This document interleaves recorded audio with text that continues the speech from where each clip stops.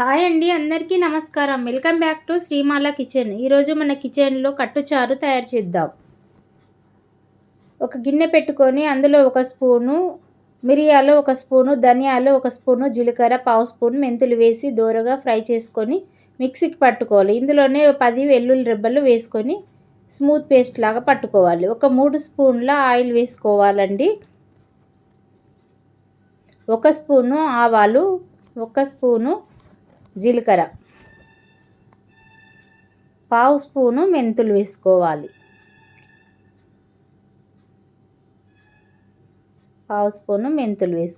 వేసుకొని ఒక్క నిమిషం వేగిన తర్వాత ఇందులోనే ఉల్లిపాయ అండి, 2 ఎండుమిర్చి అండి, 2 ఎండుమిర్చి తుంపి వేసుకోవాలి.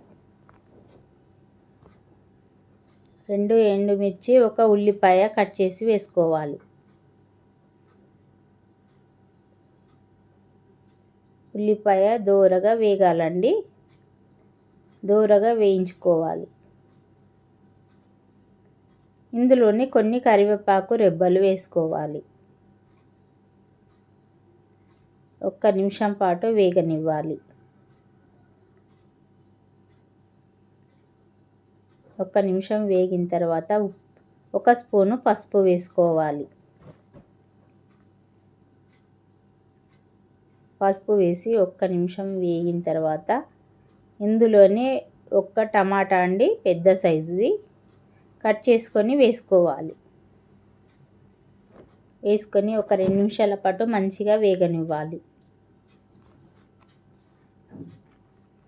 నేను శనగపప్పు అండి, ఇది మిక్సీకి పట్టి పెట్టుకున్న. పూర్ణము రుబ్బేటప్పుడు అందులో నుంచి కొంచెం తీసిండండి. ఇది మసాలా అండి, ఇందాక పట్టిన మసాలా. బూరెలు చేసేటప్పుడు పప్పు వడబోసిన వాటర్ అండి, ఇది పప్పు వడబోసుకున్న వాటర్. అందులో నుంచే కొంచెం పప్పు తీసి మిక్సీకి పట్టి పెట్టుకున్నాను. ఇలా ఓన్లీ వాటర్ వేసి చేస్తే పల్చగా ఉంటుంది, అంత బాగుండదు. కొంచెం పప్పు మిక్సీకి పట్టి వేస్తే చాలా రుచిగా ఉంటుందండి. కొంచెం ఇలా వేసి మంచిగా కలపాలి. ఈ కట్టుచారు అనేది కంపల్సరీ ఉగాదికి చేసుకునే వాళ్ళండి పెద్దవాళ్ళు ముందు. ఇప్పుడు మనం చేయట్లేదు, మర్చిపోయినాం, కానీ కంపల్సరీ చేసేవాళ్ళు. 1 నిమ్మకాయ సైజ్ అంతా చింతపండు అండి, రసం పిండుకొని వేసుకోవాలి. ఒక్కసారి కలపాలి. ఇందులో ములక్కాడలు, సొరకాయ ముక్కలు కూడా వేసుకోవచ్చండి, చాలా బాగుంటుంది. అట్లయినా ఇలా అంతా మరిగించుకోవాలండి మంచిగా. 1 స్పూను సాల్ట్ వేసుకుందాం. 1 స్పూను కారం వేసుకుందాం.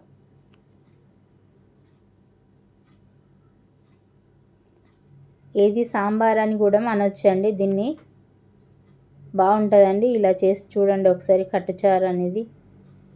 1 కప్పు కొత్తిమీరాకు వేసి మంచిగా మరిగించుకోవాలి.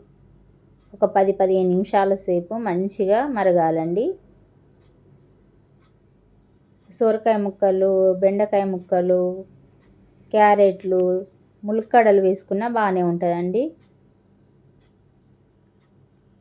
ఇలా పైన నురుగు వస్తుంది చూడు, నురుగంతా పోయే వరకు మంచిగా ఉడికించుకోవాలి.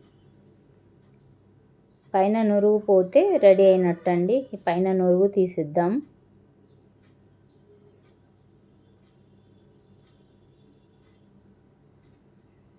ఇలా మంచిగా ఉడికించుకోవాలండి. అంతేనండి, రెడీ అయిపోయింది కట్టుచారు. ఎలా వచ్చిందో మీరు కూడా ట్రై చేసి నాకు కామెంట్ సెక్షన్లో కామెంట్ చేయండి. ఇలాంటి మంచి మంచి రెసిపీ కోసం నా ఛానల్ని ఫాలో అవ్వండి. లైక్ చేయండి, షేర్ చేయండి, సబ్స్క్రైబ్ చేసుకోండి, బెల్ ఐకాన్ నొక్కండి. Thank you for watching.